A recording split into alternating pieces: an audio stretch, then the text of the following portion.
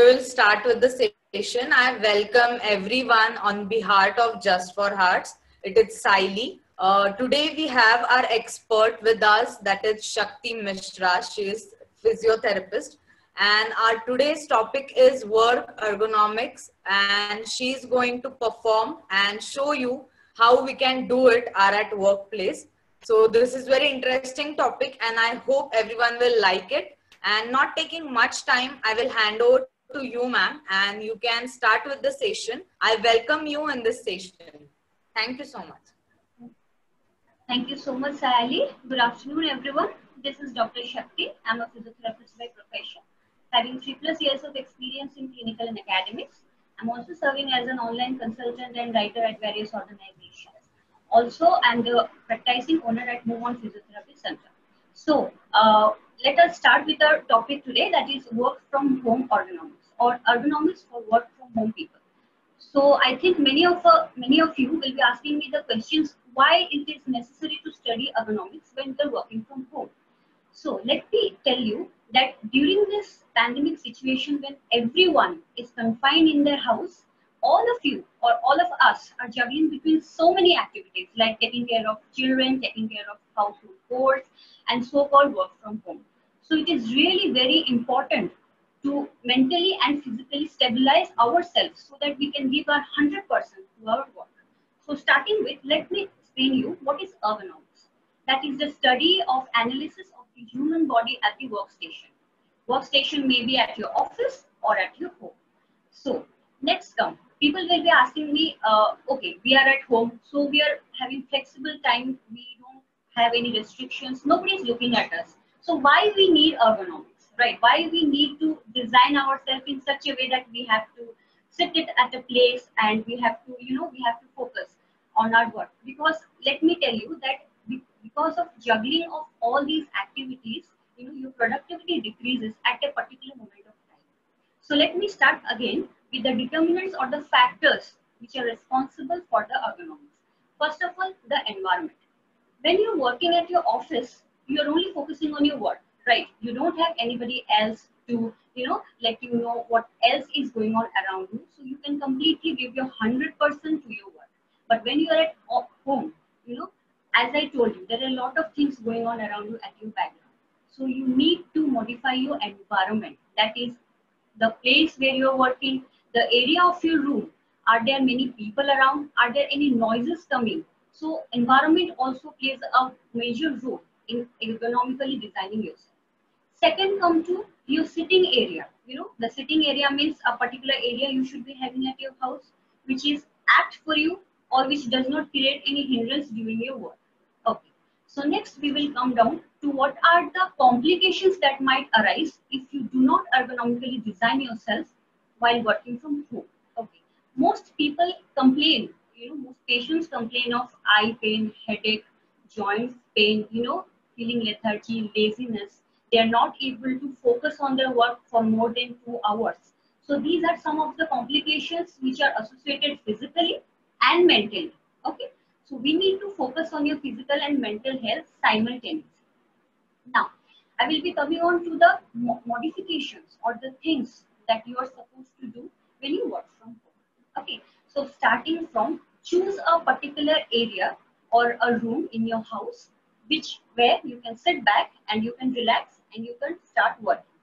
Sally, can you show me the slide? The slide containing a room. It's just below that. There is a room.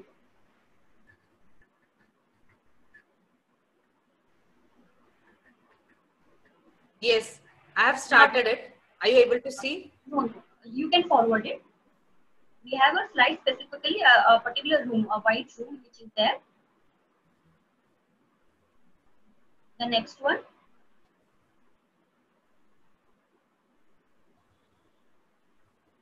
Next one. Yes, you can stop here.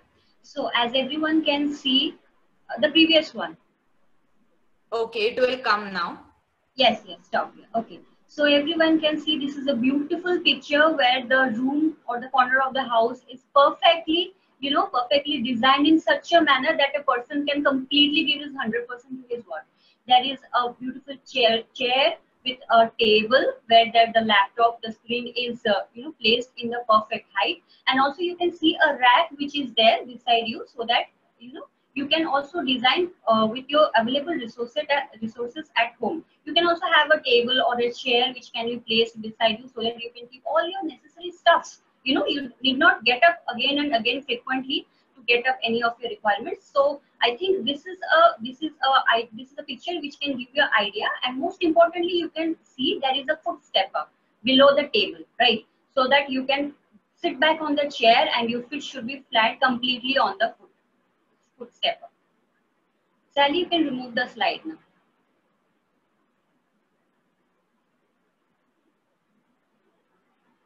Okay, so next, as we are done with the room or the corner of the house, next comes to the posture. Okay, so posture is one of the most important factor that everyone has to take into account. Why? Because your vertebra or the spine, that is the important aspect of a human body which constantly keeps on changing itself according to the need of the people, right? So there are two kinds of posture, bad and a good posture. Okay, so Sally, you can show me the slide. I think the second one. Yes, just a second. I will share the slide. Yeah.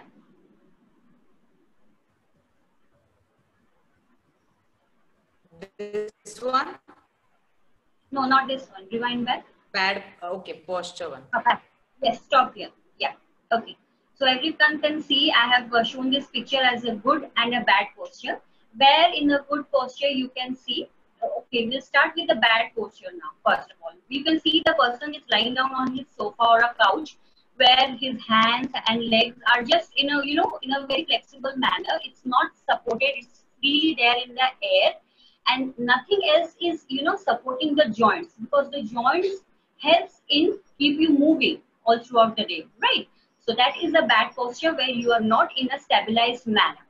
First picture, the first part shows a good posture where the person is lying with a pillow placed under his lower back. His knee joint is also supported with a pillow underneath, and his cervical spine or the neck region is also supported with a pillow. Now this is called a perfect or a good posture. Now you can remove the slide, Sally. Okay. So I will talk more about the posture. See, now I am having a pillow or a customized pillow, because when you are working from home, you can have a lot of pillows or cushions around you. So, okay, so as it was shown in the picture, I will demonstrate it with you. Let me show this. See, if somebody is, I'm not saying to customize your chair in a particular manner as shown in the picture, because you cannot do during this period. So you have to, reach out to all your available resources. Anyone can have such kind of a small cushion. So now what can you do? You can just keep the pillow at the lower back, right? So this is known as the lower back or the lumbar region, which has got a curve. That is a normal biological curve which has to be maintained for a good posture. Okay. So now I am keeping this pillow at the lower back where I am comfortably sitting back. Okay. So the same thing you can do with your neck region also. You can place a smaller one, or a smaller rather than this one, or the equal to this size also. You can place it here with the neck region. Okay. You can keep here so that your neck region is also supported. Okay. Like this. Right.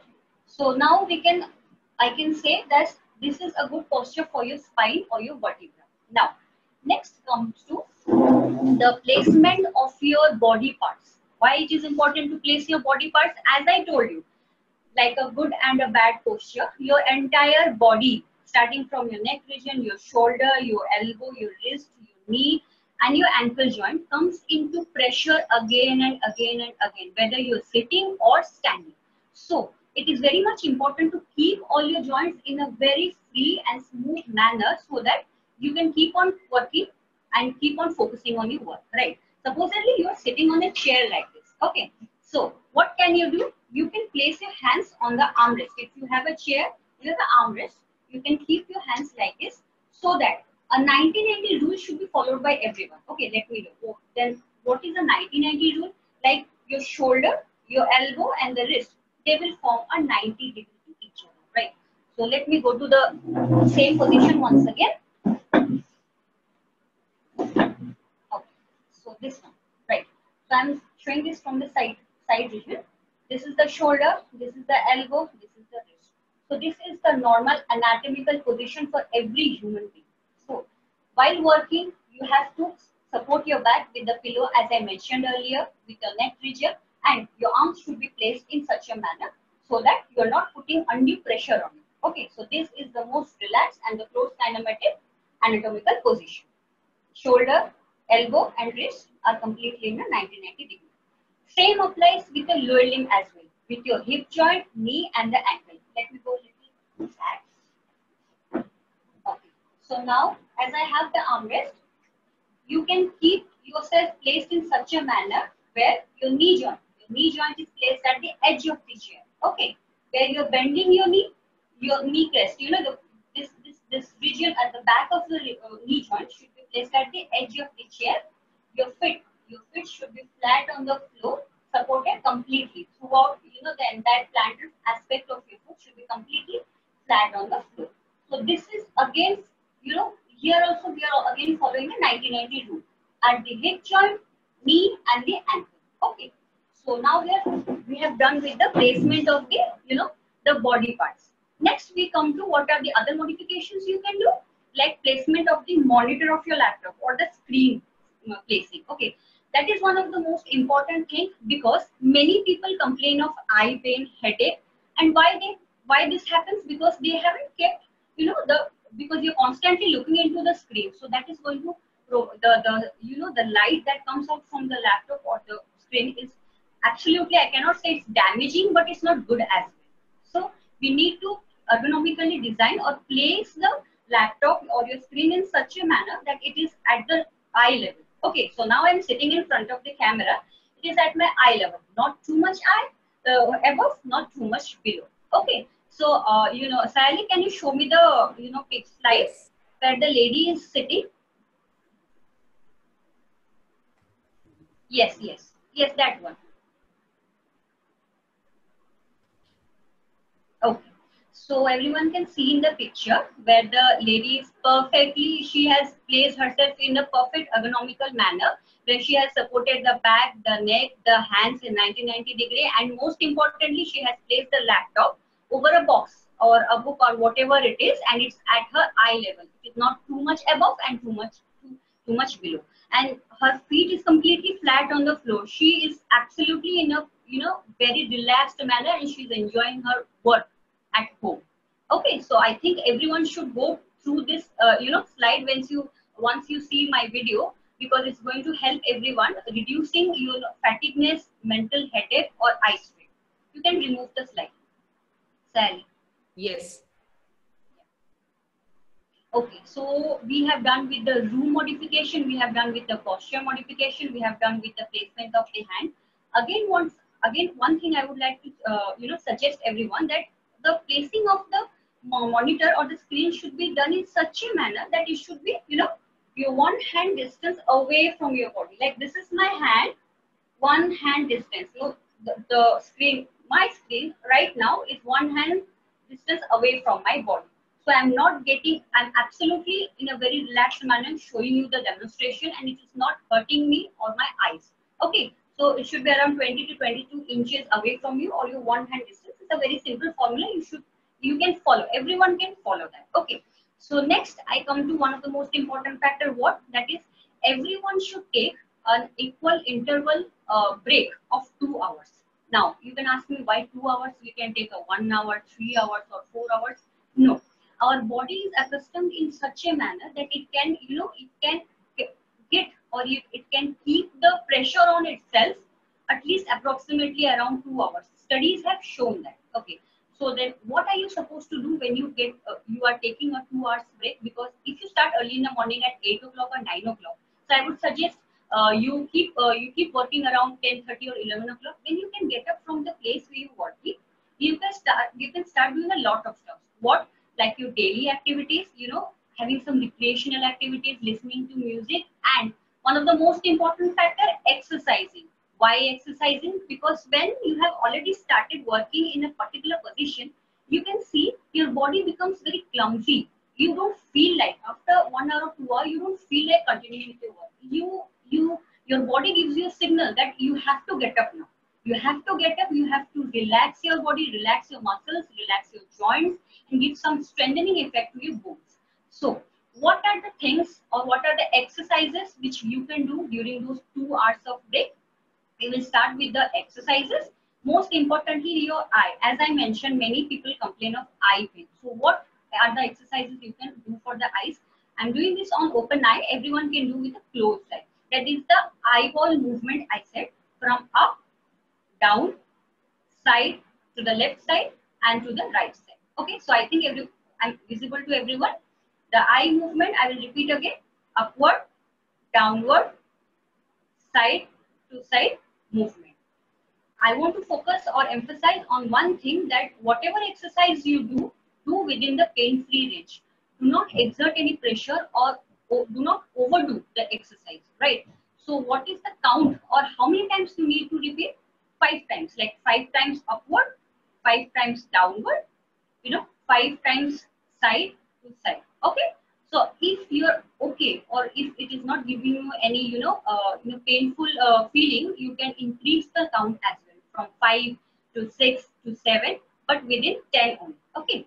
So next come to headache, as I said. For headache, there is a separate thing for as of like meditation and deep breathing that we will be doing at the end. Next, I come to the neck. Many people complain of neck pain because they constantly sit in the camera, constantly sit in front of your laptop or anything. So they are not doing any kind of work. And many people, after they finish their working hour, they do all those jerking movements, like side to side movement, which is very jerky. But I would like to advise everyone not to do that.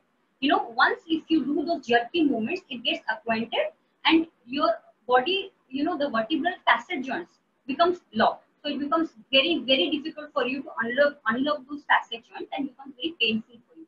So what exercises you can do for the neck region or your cervical region, so called? These are called static isometric neck exercises. So what are you supposed to do? Take your one hand, whatever, your right or left hand. Now keep the palm of your hand in front of the forehead. Okay, like this. Now what you can do, you can slightly move your head forward without any movement while restricting it with your hand, like this. I'm trying to move my head forward without any kind of movement, but I'm restricting it with my hand. Okay. So again, you can do this for a count of 5, like 1, 2, 3, 4, 5, and release. 1, 2, 3, 4, 5, and release. Okay, so I think everyone has got this exercise, because this is not going to show any kind of movement. That's why known as isometric, because your muscles are coming into action, right? There is no such movement occurring, but your muscles are coming into action. The same thing you can do at the back of your head also. You can keep both the hands or one hand at a time, like this. Push your head backwards while restricting it with your hand. 1, 2, 3, 4, 5, and release. 1, 2, 3, 4, 5, and release. It's very simple, but yet you have to be very cautious. It should be slow and rhythmic. Okay, we have done in front, we have done in back. Now we are going to do it on the either sides. Okay, I'll start with the right side. Now try to push your head right side while restricting it with your hand. 1, 2, 3, 4, 5, and release. 1, 2, 3, 4, 5, and release. On the other side, 1, 2, 3, 4, 5, and release. 1, 2, 3, 4, 5, and release. Very simple. In front, in back, and the either side of the head. But remember not to move it very fast, or don't force your head with your hand in such a manner that this is going to bend to the opposite side. That's why called as the isometric exercises, right? Okay, next we will move on to our shoulder joint or the upper trapezius joint. There are 2 kinds of exercise. Okay, one is the shoulder shrugging. You can do it in anti-clockwise and in clockwise as well. Like this, you can keep your hands like this. Now, try to move your shoulder in a circular manner, like this. 1, 2, 3, 4, and 5. Okay, it's easy for you to remember. That's why I'm counting up to 5 for each of the exercises, right? So I have done in clockwise. Again, you can do in the anti-clockwise as well. For 5, count of 5. 1, 2, 3, 4, 5. Okay, so this is known as shoulder shrugging exercise. 5 clockwise and 5 anti-clockwise. Now next we will come to the upper part of the body. These muscles which are present in front of you are known as the pectoralis major and the pectoralis minor muscles. Okay, and the back, upper back of the your body which are present is known as the rhomboids on the or the trapezius muscles. Okay, upper trapezius and the middle trapezius. So these muscles in the front and the back come into action continuously, because you're continuously keeping your mouse, your hand in this position, you're moving, you're typing with your fingers and everything. So these muscles become clumsy at a point. So you need to relax these muscles as well. So what are you supposed to do now? You keep your hands in a horizontal position in a way, one above the other. Now try to slide your hands from side or from forward to backward, forward to backward, forward to backward. It looks very simple, but you have to be very cautious because you are doing in a very rhythmical and very slow manner. Like 1, like 2, like 1, like 2, like 1 and 2. Same, you can do it for a count of 5 or 6 or 7. It's up to you, but I'm repeatedly going on telling you that it should be very slow and rhythmical, because you need not provide any jerk or very sudden action to any part of your body that might hamper, your normal physiological process or movement. Okay. So now next we come to the wrist joints. So wrist, as I told you, you can keep it on the armrest, you're continuously or you're using the mouse. So these are the movements which you can do or exercises which you can do with your wrist joint. Like you can place it on the table like this. You can do the upward and the downward movement. Upward, downward, upward, downward, and the circular movement like 1, 2, 3, 4, 5. Very simple. Again, I'll repeat it again. 1, 2, 3, 4, 5. Stop. Circular movement. 1, 2, 3, 4, 5. Okay. So these are the exercises you can do with the wrist joint. Then what with the fingers? Fingers are constantly working, and these muscles are otherwise known as the lumbrical muscles, because they are acting. You're holding your mouse, you're holding your laptop, you're holding your everything. So these are constantly working. You need to relax these muscles as well. So what can you do? Simple. Make a fist like this. Okay. Make a fist. Slowly open it and stretch it backward, backward, backward, and release. Backward, backward, backward, and release. Backward and release. At the end, make a fist again. Then open it, back it, backward, backward, backward, and release. Backward and release. Make a fist. Okay. Your fist should be a bit tight one, because these muscles, there are not much muscles on the upper part of your hand. So you need to stretch the ligaments of your hand. Okay. So this is the movement I told you. Next, what you can do, that is the fingertip touching, like opposite actions, the adduction and abduction movement, which we tell everyone. So what you can do, you can try to touch your little finger with your thumb like this. 1, then the other one, 2, 3, 4. Okay, everyone got it? I'll repeat it again. 1, 2, 3, 4. Okay, 1, 2, 3, 4. You can start it very slow, but you can increase your frequency or the speed, like 1, 2, 3, 4. 1, 2, 3, 4. 1, 2, 3, 4. Okay. So we are done with the upper part of our body. Next, come to the lower back or the posture.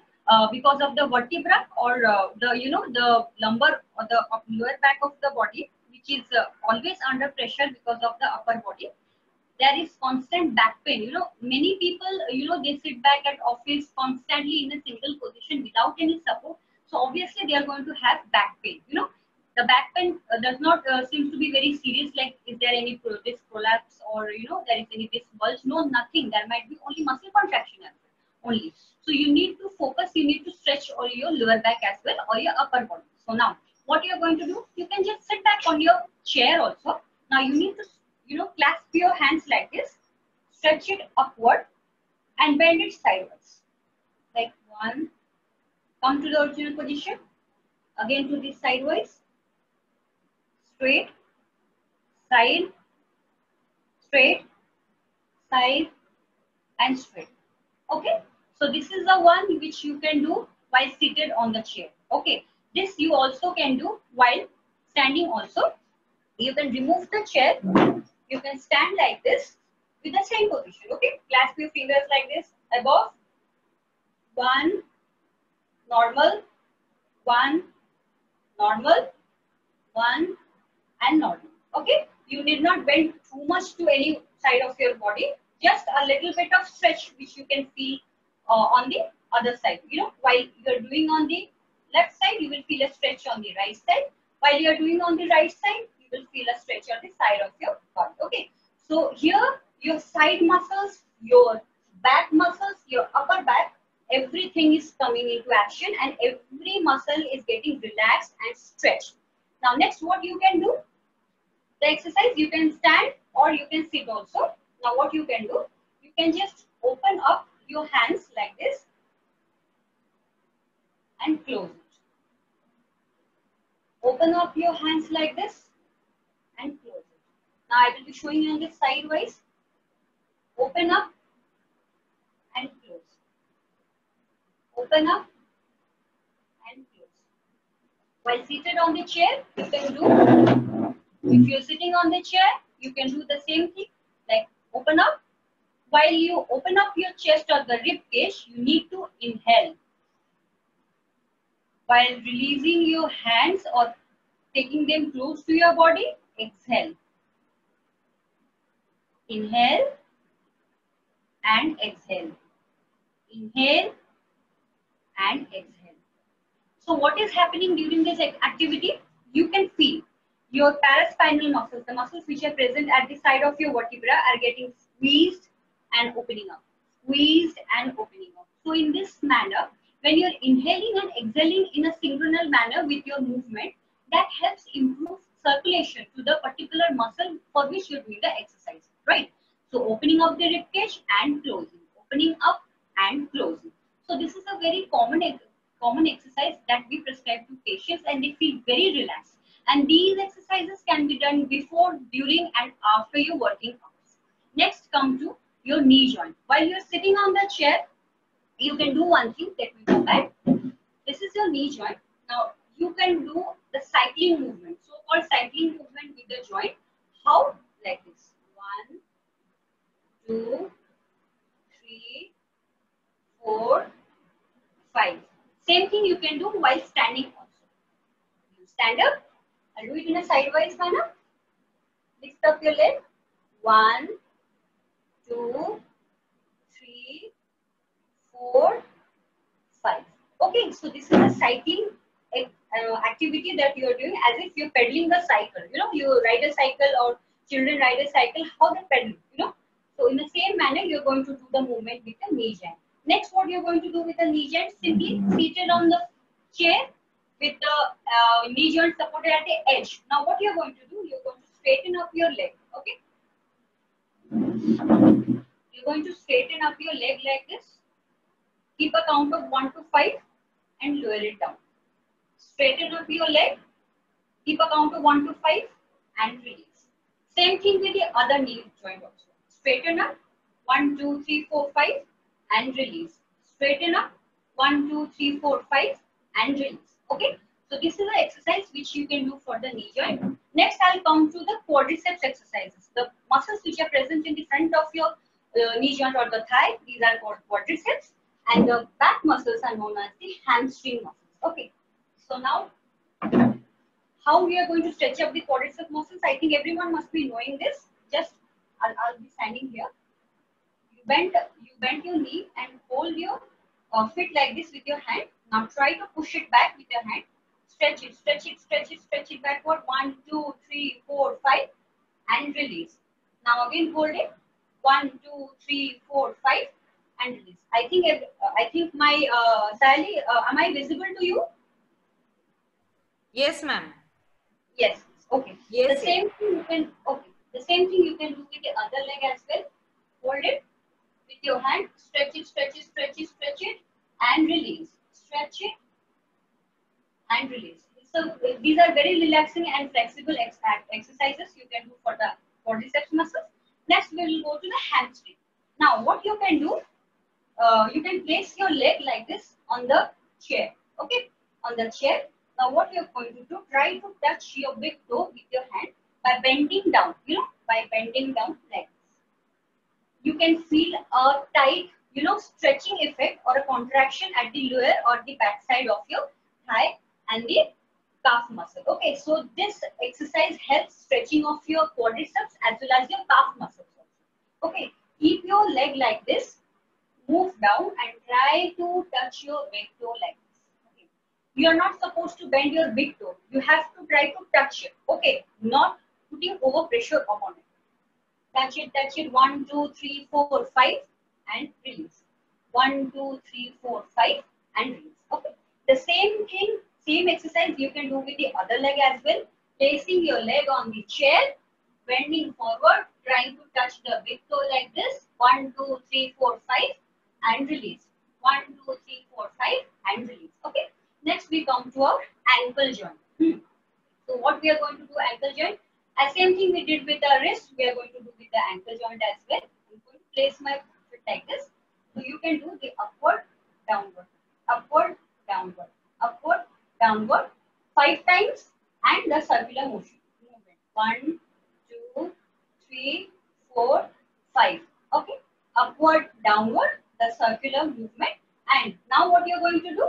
You can place your leg, feet on the chair like this. Now you can stretch your your feet like this, where you can take your toes. You can bring your toes towards your body like this, then downward. I repeat, this is an exercise. This is also of bending down and taking it towards your body, upward and downward movement. But here you're focusing more on your toes, right? So you need to. I think my feet is also visible to everyone. Your class.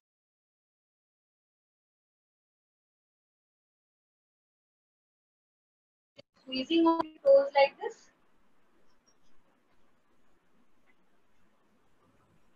Hello. Hello. Yeah, am I visible? There was a network. Okay, yes. Yeah. Now it is visible. Yeah. Okay. So now what you can do? You can squeeze your fingers like this. Then again, from it out. Squeeze it, expand out. Squeeze it, expand out. Like this. Squeeze, expand. Squeeze, expand. So what happens by this exercise? Your upper muscles which are present or on the foot and the plantar aspect, the muscles which are present below, both the agonist and the antagonist muscles get contracted equally. Neither of them get half of the stretching, and neither of any of those exercise muscles get halfway stretched. So each and every muscles which are coming into action during your working out.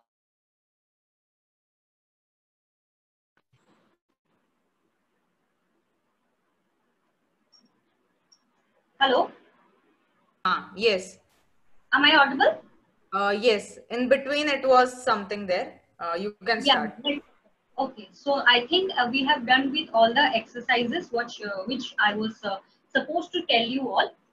Next, one most important thing that people will ask me: if we are at home, we can stand, we can stand and work simultaneously. It's okay. You need not sit on a particular place on a bed or a couch. Nothing. You can stand also. But for standing as well, you have to be ergonomically designed. How? Sally, can you show me the slide where a lady is standing? Yes, I will start it.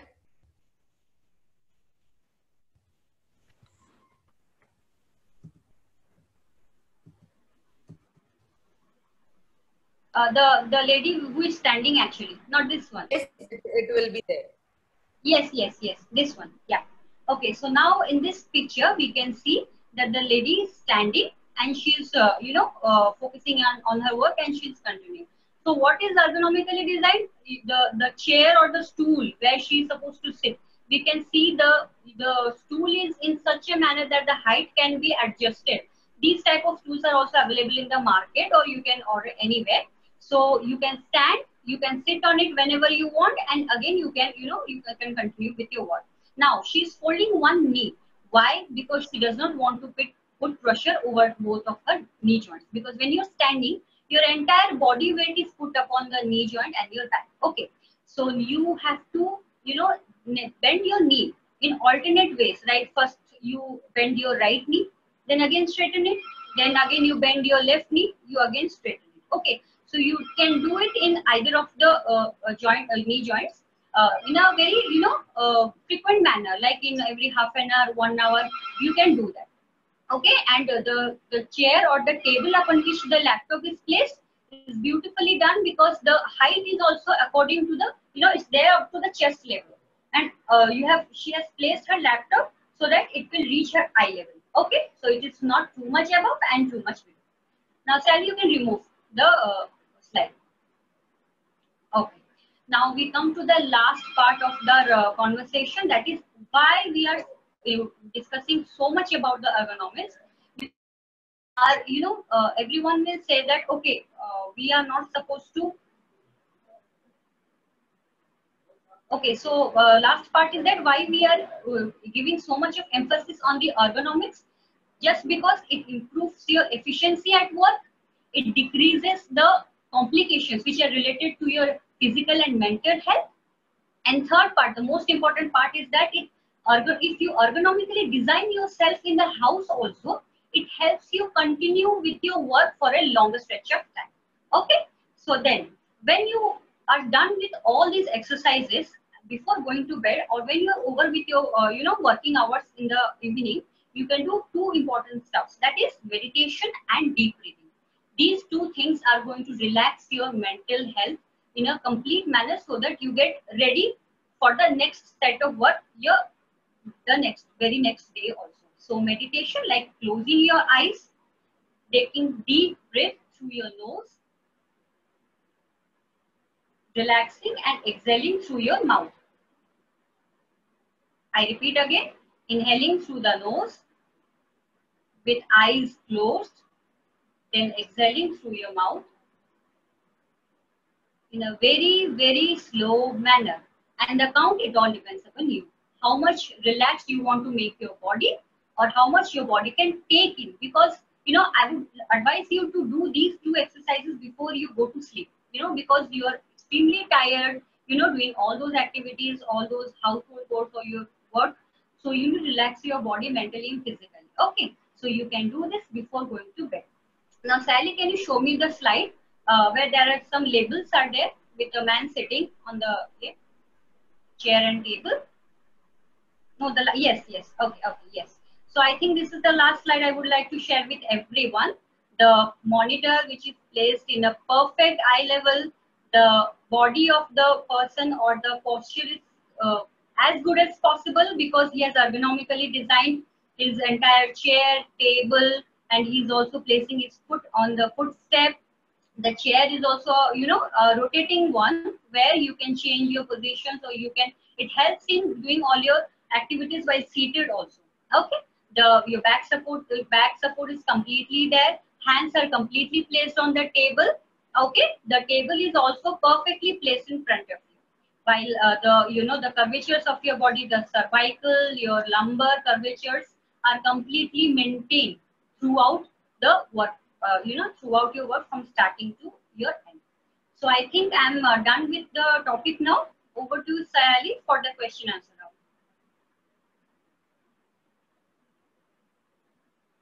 Hello. Yes, ma'am. Thank you so much. It was very informative session for the people who are working continuously, sitting longer time on their chairs. So we will start with the questions. Yes. We have many questions, and I will take. Okay. Can employees support their wrist when they are working on the table, and how they can support it? Support their wrist. Huh. Yes, as I mentioned earlier, you have to support your wrist. Like on the chair where you're sitting or on the table, because mostly you are going to place your hands on the table where your laptop is placed, right? So you can place, supposedly you have a pillow like this or something, you can place your hands, or if you're keeping your hands on the table, you can support your entire hand like this. Okay, right from your elbow to the wrist joint, you can place it like this, or you can place your right hand like this, and you can use the mouse. So you have to support your entire joint, entire joint of your upper limb, starting from wrist to the shoulder. Okay. So my next question is, just a second. How frequently we can do this exercise which you have demonstrated now? How frequently? Okay, so as I said, these exercises can be done before, during, and after your working hours. And I have also mentioned that you need to take 2 hours of break, right? So, if you start your work early in the morning at 8 or 9 o'clock, you stretch your work around for 1.5 hours or 2 hours. Then you can get up, you can do all your activities, and along with that, you can, repeat those exercises, whatever which I have mentioned. So at least it will be around thrice or 4 times, 3 times or 4 times during your entire tenure of your work. Okay. So it was very informative session, and we were having this much many questions, but due to time limit, we can't take them. Okay. And we will able to answer them on like email, or they can question us back on the consult ID. So it was very wonderful session. So you can also ask questions on the given WhatsApp number if you have any queries about today's session you want to ask. You can ask on the given WhatsApp number. And also